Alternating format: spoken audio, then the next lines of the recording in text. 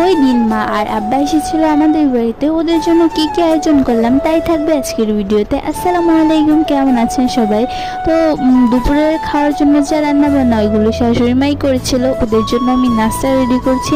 নাস্তাটা ওদের জন্য সেমাই রান্না করছি। তো সেমাই রান্নার জন্য আমি দুধে দিয়ে দিলাম অল্প একটু এলাচ, তেজপাতা, দারচিনি, তারপর পরিমাণ মতো অল্প একটু লবণ, চিনি সব কিছু দিয়ে ভালোভাবে নিয়েছে, একটু কিশমিশ দিয়ে সেমাইটাকে আমি রান্না করে নিলাম। এরপর ওদেরকে নাস্তা দিয়ে দিলাম।